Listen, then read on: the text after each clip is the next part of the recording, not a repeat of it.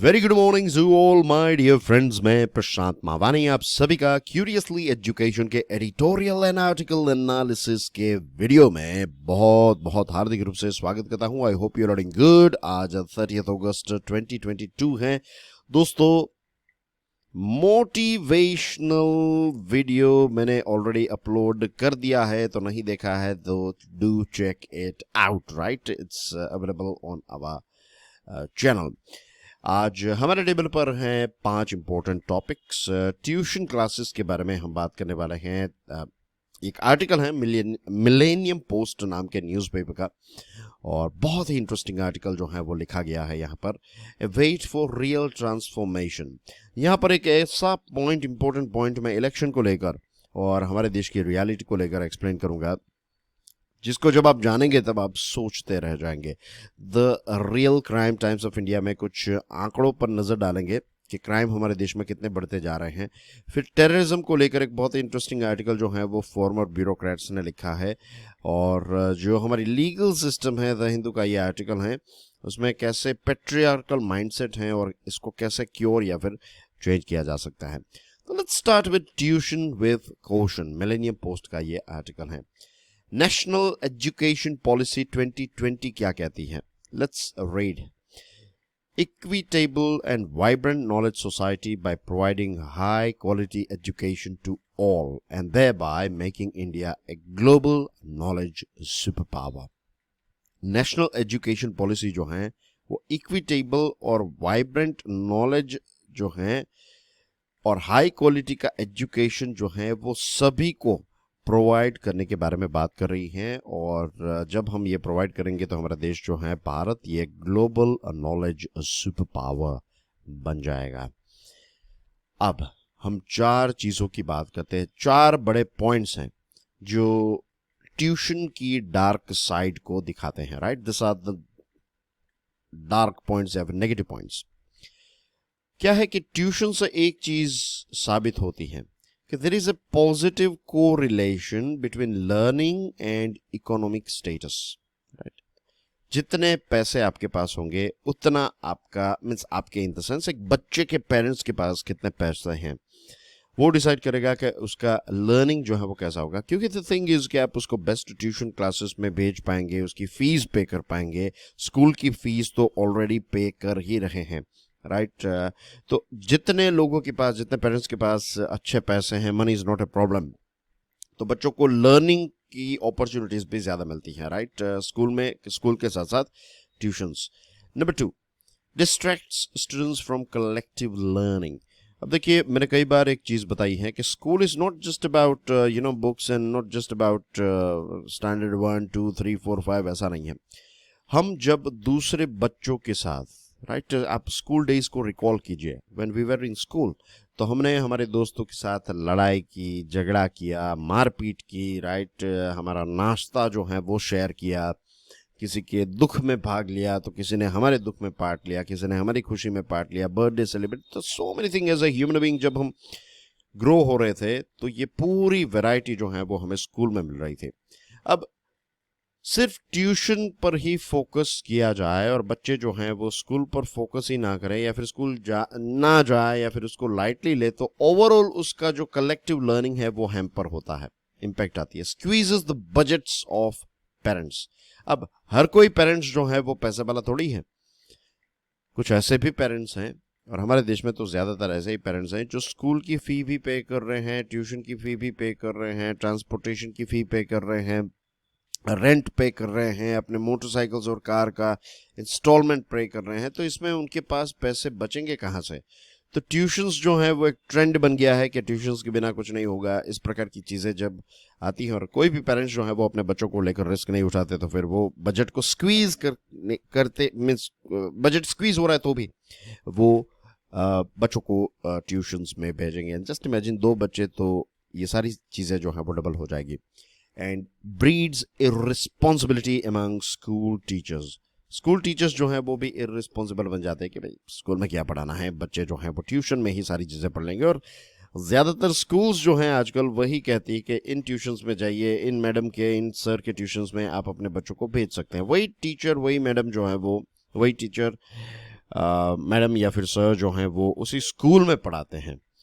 तो और उसी स्कूल में, और कई स्कूलों में तो ये भी हो गया है कि नॉर्मल स्कूल आवर्स ख़त्म हो जाए तो उसके बाद ट्यूशन्स में भी आप अप्लाई कर सकते हैं, उसकी एक्स्ट्रा फीस जो है वो आपको देनी है। तो this are all dark sides of tuitions, it's not all dark, there are some brighter sides of tuitions as well. जो क्वालिटी कंसर्न है, कुछ जगहों पर क्या है कि स्कूल में वो क्वालिटी नहीं मिलती है, तो ट्यूशन्स जो हैं ये इस क्वालिटी को सॉल्व कर देते हैं। ट्यूशन्स जो हैं ये गुड क्वालिटी एजुकेशन प्रोवाइड करके जो गैप है उस गैप को फुलफिल कर देते हैं, which is very good for the kids. दूसरी चीज़, बहुत सारे टीचर्स को एम्प्लॉयमेंट की अपॉर्चुनिटी मिलती है। बहुत सारे टीचर्स ऐसे हैं जो स्कूल में नहीं पढ़ाते हैं, राइट, वो सिर्फ ट्यूशन्स में पढ़ाते हैं, और कुछ टीचर्स ऐसे हैं जो स्कूल में भी पढ़ाते हैं और उनका पोटेंशियल जो है वो काफ़ी अच्छा है। तो ट्यूशन्स जो हैं तो उनमें टीचर्स को एक्स्ट्रा अर्निंग या फिर अपनी जो स्किल्स हैं उनको डेमोन्स्ट्रेट करने का एक प्लेटफॉर्म मिलता है। तो एम्प्लॉयमेंट के पॉइंट ऑफ व्यू से एंड क्वालिटी कंसर्न जो होता है उसको सॉल्व करने के पॉइंट ऑफ व्यू से देखा जाए तो tuitions are very very good. अब दोस्तों ऐसा नहीं है कि सिर्फ हमारे देश में ही सारे ट्यूशन्स चल रहे हैं। ग्लोबल एजुकेशन सेंसस के ऊपर नजर डाले, बहुत सारे देश हैं, लेकिन मैंने कुछ देशों का यहाँ पर एग्जाम्पल लिया। फॉर एग्जाम्पल कोरिया में 90% जितने बच्चे ट्यूशन्स में जाते हैं, हांगकांग में 85, यूके में 41% जितने बच्चे जो हैं वो जाते हैं। Now you know this two are Asians, this one is European. Europe के बहुत सारे देशों के एग्जांपल्स लिए तो 40%, 50% इस प्रकार की रेंज जो है वो हमें देखने को मिलती है। There is a difference. Asia में जो ट्यूशन्स चलते हैं और यूरोप में जो ट्यूशन्स हैं, तो एक कोर जो है इसका उसमें डिफरेंस है। यूरोप में ट्यूशन्स जो हैं वो ज़्यादातर इसलिए होते हैं कि एक पर्टिकुलर स्टूडेंट जो है वो उस सब्जेक्ट को लेकर, उस सब्जेक्ट की नॉलेज जो है उसको और ज़्यादा एनरिच करना चाहता है और ज़्यादा डेप्थ में जाना चाहता है। और स्कूल टीचिंग तो है ही, स्कूल टीचिंग को सप्लीमेंट करने वाला होता है ट्यूशन, ज़्यादातर यूरोपियन देशों में। हमारे यहाँ पर क्या है कि सप्लीमेंटेशन जैसी चीज़ नहीं है। यहाँ पर तो जो क्वालिटी कंसर्न है, जो गैप है उसको फुलफिल किया जाता है। यहाँ पर तो स्कूल में ऑलरेडी अच्छी क्वालिटी का एजुकेशन मिलता है, लेकिन बच्चे को और आगे जाना है और गहराई में जाना है, एकेडमिक एक्सेल हासिल करना है, तो इसके लिए ट्यूशन्स जो हैं वो होते हैं। तो इसका एक पर्पस काफ़ी अलग हो गया। ज़्यादातर एशियन देशों में क्या देखा गया है कि it is more like shadow schooling, कि जो स्कूल में आपको पढ़ाया जाता है वो इतनी अच्छी क्वालिटी का नहीं होता है, इसकी वजह से ट्यूशन्स में जाना पड़ता है। तो tuitions are more like shadow schools. और प्रोफेसर के सुजाता है National University of Education Planning and Administration NUEPA के, और उनका कहना ये है कि ज़्यादातर हमारे उन राज्यों में ट्यूशन्स हमें ज़्यादा देखने को मिलते हैं, उसकी टेंडेंसी हाई होती है उन राज्यों में जहाँ पर क्वालिटी एजुकेशन खास करके सेकेंडरी लेवल पर बहुत ही सीरियस प्रॉब्लम में है, वहाँ पर ट्यूशन्स जो हैं वो ज़्यादा होते हैं। अब देखिए ओवरऑल अगर हम देखते हैं केरला में एजुकेशन और एनरोलमेंट सारा अच्छा है, लेकिन केरला में ट्यूशन्स जो है वो 55% है। महाराष्ट्र में 49.35, यूपी में 46.67, आंध्र प्रदेश में ये आंकड़ा जो है वो कम है। दैट इटसेल्फ इंडिकेट्स के केरला में भले ही 99% लिटरेसी रही, ये सारी चीज़ें रही, लेकिन क्वालिटी एजुकेशन स्कूल में उतना नहीं है, इसी वजह से ट्यूशन का आंकड़ा वहाँ का 55% है। आंध्र प्रदेश में काफ़ी एडमिनिस्ट्रेटिव इंटरवेंशन किए गए और पुअर परफॉर्मेंस जो हैं टीचर्स का, अगर पुअर परफॉर्मेंस रहता है पब्लिक एग्जाम्स में तो फिर उनको डिसइंसेंटिवाइज किया जाता है। तो इसकी वजह से टीचर्स जो हैं वो हमेशा टोज पर रहते हैं, उनका परफॉर्मेंस जो है वो काफ़ी उनको अच्छा डिलीवर करना पड़ता है। दैट्स वाई रिजल्ट जो है वो अच्छा आता है, ट्यूशन्स की ज़रूरत कम पड़ती है। Most private tutorial and coaching centres in AP यानी कि Andhra Pradesh got transferred gradually into full fledged private schools. Tuition से शुरुआत की और फिर वो फुल फ्लेज्ड प्राइवेट स्कूल्स बन गए। तो आंध्र प्रदेश में ऐसा बहुत हो रहा है। और हमारे देश की मार्केट देखिए, इंडियन ट्यूशन मार्केट जो है ये $20 बिलियन की हो चुकी हैं, वो ग्रो ही होती जा रही हैं। बहुत सारे बड़े बड़े नाम हैं, बड़ी बड़ी ब्रांड्स हैं, और जो डिजिटल प्लेटफॉर्म्स की ब्रांड्स हैं आजकल वो कुछ और जगहों पर और ज़्यादा पेनिट्रेट करने के लिए फिजिकल क्लासेस जो हैं वो भी खोलने लगे हैं। तो ट्यूशन इंडस्ट्री जो है इसका ग्रोथ इट्स गुड, राइट। ऐसा नहीं है कि ट्यूशन इंडस्ट्री जो है इट्स मीन्स गलत है, मीन्स हमारे यहाँ पर तो ऐसा है कि जो गैप है वो फुलफिल कर रही हैं। और स्कूल एजुकेशन सिस्टम में अगर खामियां हैं तो फिर ट्यूशन्स क्या करें। ट्यूशन्स तो क्वालिटी एजुकेशन जो है वो प्रोवाइड कर रहे हैं। और हकीकत यह है कि प्राइवेट ट्यूशन्स पर कोई ऐसा युद्ध करके या फिर प्राइवेट ट्यूशन्स को बंद करके कोई चीज़ हम कोई तीर नहीं मार लेंगे। What we need to do is we need to improve our education system. और ये भी चीज़ देखिए कि ट्यूशन्स जो हैं वो कोई एंटी सोशल एक्टिविटी नहीं चल रही है, ना तो ट्यूशन्स जो है वो क्राइम है। तो ट्यूशन्स को इस नेगेटिव नज़रिए से देखना भी अच्छी बात बिल्कुल नहीं है, right. What we need to do is we need to improve our education system.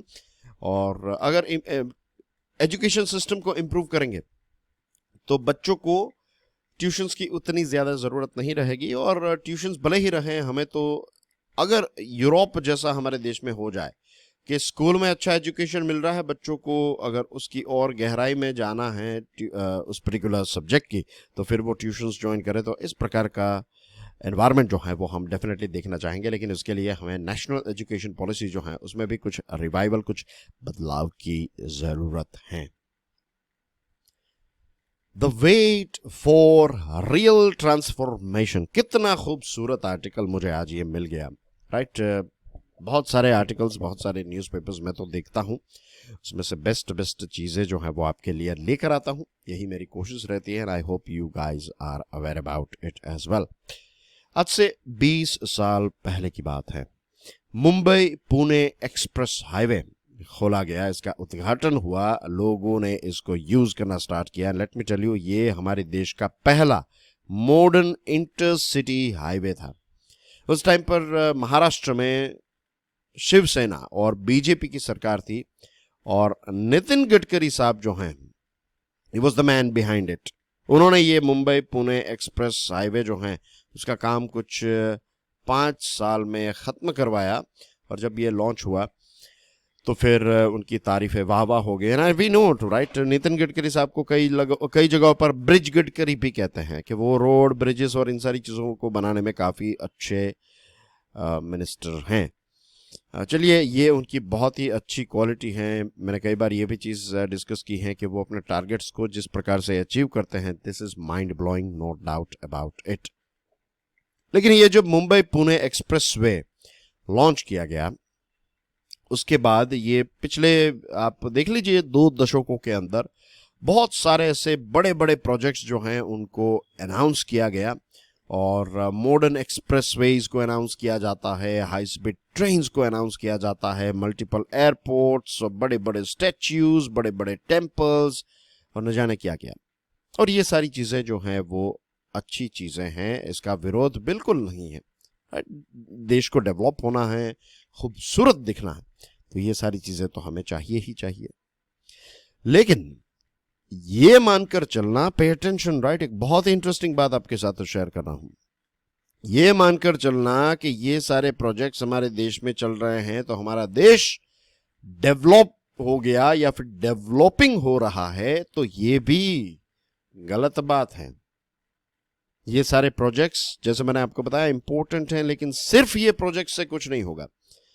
आप किसी अच्छे रेलवे स्टेशन के बाहर निकलिए, राइट, जैसे ही आप बाहर निकलेंगे आपको सारी चीजें जो हैं वो देखने को मिल जाएगी। Reality does not disappear no matter how far we may think we have gone from it.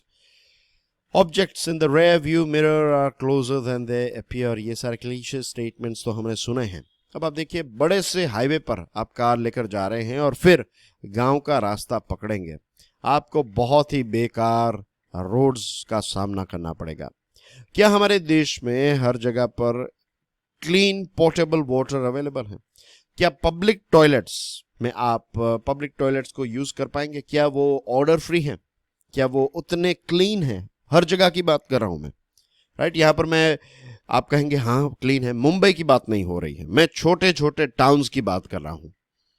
वहां पर जाइए पब्लिक टॉयलेट्स में, आप मीन्स वो विजुअल नहीं देख पाएंगे। ऐसी सिचुएशन है कि हर जगह पर अगर मुसीबत है तो पुलिस की मदद आपको मिल जाती है। तो व्हाट आई एम ट्राइंग, या फिर ये लेक्चर से, ये जो आर्टिकल है उससे ये पता चलता है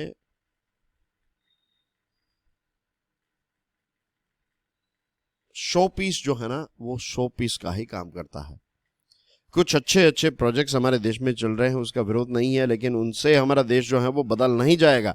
इन बड़े बड़े प्रोजेक्ट्स को इतना बार बार रिपीट किया जाता है कि हमें लगता है कि नहीं नहीं, हमारे देश में तो बहुत ही तरक्की हो रही है, बहुत बड़े बड़े रोड्स बन रहे हैं और ये बन रहा है, वो बन रहा है, एक्सेट्रा।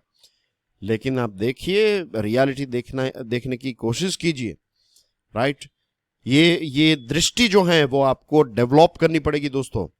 ये क्रिटिकल एनालिसिस की स्किल जो है, जब आप प्रश्न उठाएंगे, चीजों को आराम से देखेंगे। मैं आपको बता दूं एक चीज, राइट, ये अगर आप कहें तो this is a very important tip.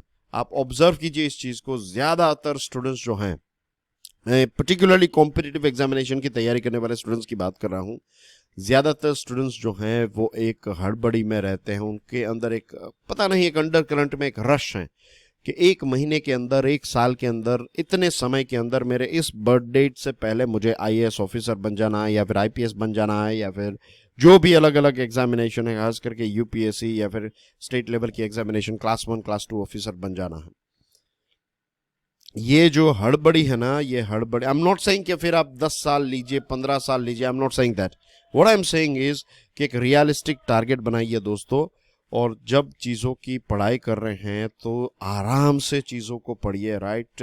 अगर आप जल्दी जल्दी में चीज़ों को पढ़ेंगे, आपको ना तो कुछ याद रहेगा, कुछ दिनों के बाद आपको सारी चीज़ें भूल जाएगी और सारा आपका कॉन्फिडेंस जो है वो डिस्ट्रॉय हो जाएगा। चीज़ों को जब आप पढ़ लें, कितने स्टूडेंट्स ऐसे होंगे जो इस लेक्चर को देखने के बाद आई वुड से 10 मिनट निकालते हैं, 10 मिनट ऐसी कि जिसमें ना तो वो मोबाइल फोन यूज कर रहे हैं, ना तो अपने किसी दोस्त के साथ बैठे हुए। 10 मिनट आप अपने alone, right, it's like when you are in bathroom, आप कैसे एलोन अकेले होते, वैसे ही 10 मिनट निकालिए और जो जो चीजें हमने पीडीएफ को देखी, आप भले ही वो मोबाइल फोन में देख रहे हैं, आप मोबाइल को फ्लाइट मोड में डाल दीजिए, आपकी पीडीएफ जो है वो ओपन करके आप देखिए, और चीजों को, जो मैंने आपके साथ चीजें डिस्कस की हैं उसके बारे में सोचिए।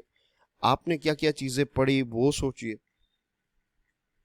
और फिर देखिए थोड़े दिनों के अंदर, थोड़ा अगर आपने ये कष्ट उठा लिया, थोड़ा आपने धैर्य दिखा दिया, तो दोस्तों थोड़े दिनों के अंदर ये सीड जो है ना क्रिटिकल एनालिसिस का, ये धीरे धीरे आपके अंदर फ्लरिश होने लगेगा, ये ब्लॉसम करने लगेगा, और फिर उसके बाद आपको ऑटोमेटिकली पता चल जाएगा। ये हमारे दिमाग की ताकत है। यहाँ पर मैं कोई ऐसे जादू टोना की बात नहीं कर रहा हूँ, साइंटिफिकली हमारा दिमाग ही ऐसा है, हम सब का दिमाग ऐसा है, तो हम सब ये चीज़ कर सकते हैं। और फिर आपके आंसर राइटिंग की क्वालिटी जो है वो भी इम्प्रूव हो जाएगी, क्योंकि अब आप चीज़ों को बुकिश तरीके से नहीं, बुक्स आर इम्पोर्टेंट, लेकिन सिर्फ वो किसी ने कुछ कहा और वही चीज़ कॉपी पेस्ट कर दी, ऐसा नहीं होगा। आपकी खुद की नॉलेज जो है, आपका खुद का एक्सपीरियंस, दृष्टि जो है वो, आपका ऑब्जर्वेशन, ये सारी चीज़ें आपके हाथों में आ जाएगी, आपकी पेन में आ जाएगी, और वो चीज़ पेपर पर आप लिखने लगेंगे। और फिर यही मौलिकता जो है, क्रिएटिविटी जो है,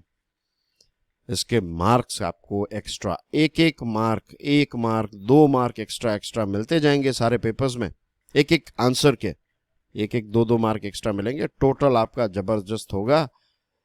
और फिर कौन सी ऐसी एग्जाम है जो आप क्रैक नहीं कर सकते, सोचिए इसके बारे में। ओके, अभिषेक मनु सिंघवी साहब ने अभी आम आदमी पार्टी के लिए अपीयर होते हुए सुप्रीम कोर्ट में ये कहा है कि फ्रीबीज के बारे में उन्होंने ये कहा कि भारत के लोग इतने बेवकूफ़ नहीं हैं, इतने भोले नहीं हैं कि पॉलिटिशियंस उनको बार बार प्रॉमिस करे और बार बार उनकी बातों में आ जाए। भारत के लोग जो हैं वो गलिबल नहीं हैं। देखिए, we are gullible to an extent, right, हम सब इसमें आ गए, मैं भी आ गया। ऐसा नहीं है कि आप हैं और मैं नहीं हूं, नॉट एट ऑल, मैं भी इस गेम का पार्ट, ये इल्यूजन जो है उसका पार्ट बन जाता हूं, कई बार बन जाता हूं, और उसमें मुझे कोई शर्म नहीं है स्वीकारने में, क्योंकि डिजाइनर्स जो हैं वो इतने अच्छे हैं।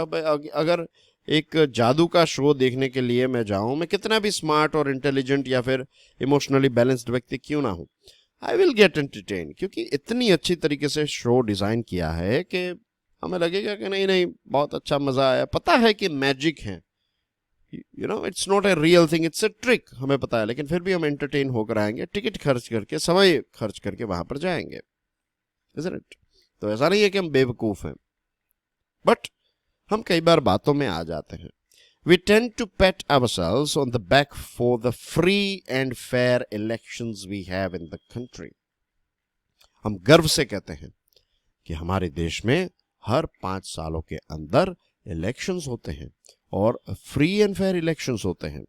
दुनिया के अलग अलग देश प्रशंसा करते हैं कि देखिए दुनिया की सबसे बड़ी डेमोक्रेसी, राइट? कोई मजाक है क्या कि ऐसे ही आप इतने सारे लोगों का इलेक्शंस मीन्स 1.35 बिलियन लोग वोट करने के लिए जाते हैं। चलो 100% लोग वोट के लिए एलिजिबल नहीं है, कुछ बच्चे भी हैं, कुछ लोग ऐसे हैं जो वोट देने के लिए नहीं जाते, बट एनीवे 900-800 मिलियन लोग जो हैं वो वोट के लिए जाते हैं। अमेरिका की पॉपुलेशन से 3 गुना ज्यादा लोग जो हैं वो वोट करके हमारे देश में आते हैं और हम कहते हैं see this is free and fair election का बेस्ट एग्जाम्पल।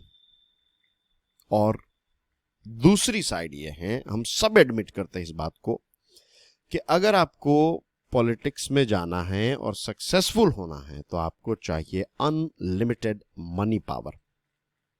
पैसों के बिना और पैसों के साथ साथ you need muscle power. What is muscle power? पैसों के साथ साथ आपके पास ऐसे भी लोग होने चाहिए जो जब चाहे तब गुंडागर्दी कर सके, किसी को मार पीट सके, किसी को डरा सके, किसी को धमका सके। और पैसे, ये 2 चीजें अगर हमारे पास हैं तो हम सब जानते हैं कि आप इलेक्शन जीत जाएंगे। तो एक तरफ हम फ्री एंड फेयर इलेक्शन को सेलिब्रेट करते हैं और दूसरी तरफ हम कहते हैं कि ये चीज है, और ये दोनों चीजें रियलिटी हैं, राइट? दोनों चीजें रियलिटी हैं। आप खुद सोचिए अब किस प्रकार की चीजें जो हैं वो हमारे देश में चल रही है। आप सोचिए, मैं अब एक शब्द भी इसमें आगे नहीं बोलूंगा। The real crime times of India का यह आर्टिकल है। एनसीआरबी का latest crime in India report 2021 आया है और सीरियस क्राइम्स जो हैं हमारे देश में बढ़ते जा रहे हैं। 2020-2021 में किडनैपिंग और एब्डक्शन 20% ज्यादा हुए, क्राइम अगेंस्ट विमेन 15% ज्यादा, क्राइम अगेंस्ट चिल्ड्रन 16% ज्यादा, क्राइम अगेंस्ट सीनियर सिटीजन्स 5% ज्यादा। अब ये पता नहीं चलता है कि स्टैटिस्टिक्स जो हैं उससे क्या हम और ज्यादा अनसेफ समय में रह रहे हैं या फिर क्राइम रिकॉर्डिंग जो है वो अच्छा हो रहा है। व्हाटएवर इट इज, लेकिन ये दोनों का कॉम्बिनेशन जो है वो हमें देखने को मिल रहा है। What we need is we need better trained police and जजेस। 20% जितनी पुलिस की जॉब्स जो हैं वो वेकेंट हैं, तो इसकी वजह से क्या होता है, बाकी के जो पुलिस है उनके ऊपर ज्यादा वर्क बर्डन हो जाता है। और रेप के केसेस में कन्विक्शन 28% है, मर्डर के केसेस में कन्विक्शन 42% है। 1.85 लाख रेप के केसेस जो हैं वो 2021 में पेंडिंग थे और कोर्ट ने 12,000 केसेस जो हैं वो डिस्पोज किए और 26,000 जो हैं ट्रायल में भेजे गए थे उस साल। तो कितने केसेस नए नए आते हैं और कितने सारे केसेस जो हैं वो पेंडिंग रहते हैं। 26 lakh prohibition cases are pending in trial court. Prohibition जैसे छोटे छोटे पेटी केसेस जो हैं वो कोर्ट्स को बिजी रखते हैं, और दूसरे जो ऐसे केसेस हैं जैसे कि छोटे मैरिजुआना के केसेस हैं, possession of small amounts of marijuana, तो ऐसे केसेस जो हैं इसकी वजह से भी कोर्ट्स पर काफ़ी एक बर्डन जो है वो बढ़ जाता है। तो पॉलिटिशियंस को ये समझने की ज़रूरत है कि कुछ हमारे क्रिमिनल कोड्स जो हैं उनको रिफॉर्म करने की ज़रूरत है, वैकेंसीज को फिलअप करने की ज़रूरत है, वरना इस प्रकार के आंकड़े हर साल हमें देखने को मिलते ही रहते हैं। The new facets of terrorism, the Hindu का यह आर्टिकल काफी इंटरेस्टिंग है। दोस्तों 2 चीजें ऐसी हुई जो भारत के लिए एक वेकअप सिग्नल है, जो रशिया में हुई और यूएसए में हुई। यूएसए में न्यूयॉर्क में सलमान रश्दी को अटैक किया गया, राइट, चाकू से उनकी हत्या करने की कोशिश की गई। और दूसरा जो केस है ये दरिया दुगीना है, जो व्लादिमीर पुतिन के एक सपोर्टर हैं, अलेक्जेंडर दुगिन, तो उनके अलेक्जेंडर दुगिन जो हैं तो उनकी बेटी हैं ये दरिया दुगिन, तो ये रशिया में ऐसा अटैक हुआ। अब सलमान रश्दी का देखिए, इट्स वेरी अलार्मिंग कि ये जो फेनाटिक्स हैं, right, I think it was in 1980s में कभी हुआ था, 1980s में जब ये, आई थिंक 1986, बट एनीवे ये साल इंपॉर्टेंट नहीं है। अब सोचिए लगभग 30-35 साल हो गए इस बात को, जब सैतानिक वर्स नाम की किताब जो है वो लॉन्च हुई, और उस टाइम पर ईरान के जो अयातुल्लाह खमेनी थे, तो उन्होंने ये फतवा निकाला था, और 35 सालों के बाद सलमान रश्दी पर अटैक होता है। तो ये फेनेटिक्स जो हैं, उनकी मेमोरीज जो हैं वो देखिए कि वो कभी भी अटैक करेंगे, वो कभी भी भूलेंगे नहीं। और यूएस की जो फेडरल ब्यूरो ऑफ इन्वेस्टिगेशन है, उसको इसके बारे में मीन्स बहुत ही सीरियसली सोचना पड़ेगा, क्योंकि ये जो मिस्टर रश्दी पर जो अटैक किया है, ये 24-year-old स्लीपर हैं, और ये एफबीआई को इसके बारे में कुछ पता ही नहीं है, ये टेरर सस्पेक्ट नहीं था, और अमेरिकन सिक्योरिटी एस्टेब्लिशमेंट को स्लिप करके यहाँ पर पहुंच गए। आर्टिफिशियल इंटेलिजेंस और बहुत सारी चीज़ों का इस्तेमाल जो है वो किया जाता है, but still this sort of people. Moscow में भी ऐसा हुआ, मॉस्को की इंटेलिजेंस और लॉ एनफोर्समेंट एजेंसी जो है वो इस अटैक को रोकने में नाकामयाब रही। What these two attacks tell us when it comes to terrorism is that there is no difference between the rigors of security apparatus in a democracy and heavy-handed security state. चाहे वो north Korea हो, चाहे democracy हो, जो security की techniques और tools use किए जाते हैं डेमोक्रेसी में या फिर ऑटोक्रेसीज में, वो मोर लाइकली सेम होते हैं। सिटीजन्स पर नज़र रखी जाती हैं, कन्वर्सेशंस को सुनी जाती हैं, आर्टिफिशियल इंटेलिजेंस का इस्तेमाल किया जाता है, ये सारी चीज़ें जो हैं वो की जाती हैं। अब रशिया में एक ऐसा व्यक्ति मिला, इसके बारे में हमने बात की थी, आई थिंक करंट अफेयर्स के लेक्चर में बात की थी कि रशिया में एक ऐसा व्यक्ति मिला है जो भारत आने वाला था, और भारत में कोई अननेम्ड डिग्निटरी जो है उस पर अटैक करने वाला था। We have to be very vigilant, right. जितने भी हमारे पास सोर्सेस हैं, सारे के सारे सोर्सेस का इस्तेमाल करते हुए हमें ये इस प्रकार के टेरर अटैक्स को आइडेंटिफाई करना और उनको रोकना है, और ये काम जो है वो बहुत ज़्यादा चैलेंजिंग होता जा रहा है। Curbing the patriarchal mindset of the legal system, the Hindu का ये आर्टिकल है। हाल ही में केरला की एक सेशन कोर्ट में क्या हुआ कि ऑथर और सोशल एक्टिविस्ट, मैंने इसके बारे में बात की थी आपको, तो एंटिसिपेटरी बेल ग्रांट कर दी सेशंस कोर्ट ने। ये जो महिला को उसकी डिग्निटी रेप करने की कोशिश, इस प्रकार की केस है ये। सेशंस कोर्ट ने क्या कहा कि ये जो महिला है ना, उसने जो कपड़े पहने थे ये काफी सेक्सुअली प्रोवोकेटिव थे, इसकी वजह से ये सेक्शन 354A जो है वो एक्यूज्ड के ऊपर लागू नहीं पड़ता है, क्योंकि महिला ने सेक्सुअली प्रोवोकेटिव कपड़े पहने थे, ऐसा कोर्ट ने कहा है।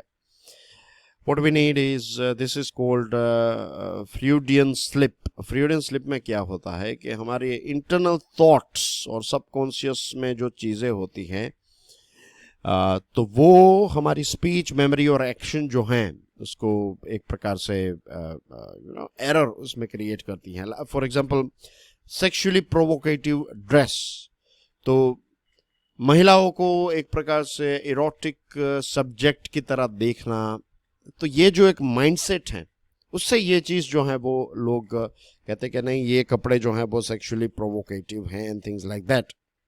Supreme court in Aparna Bhatt versus state of Madras, state of Madhya Pradesh 2021, तो इसमें the use of reasoning and language which diminishes the offence and tends to trivialise the survivor in gender violence cases is essentially to be avoided under all circumstances.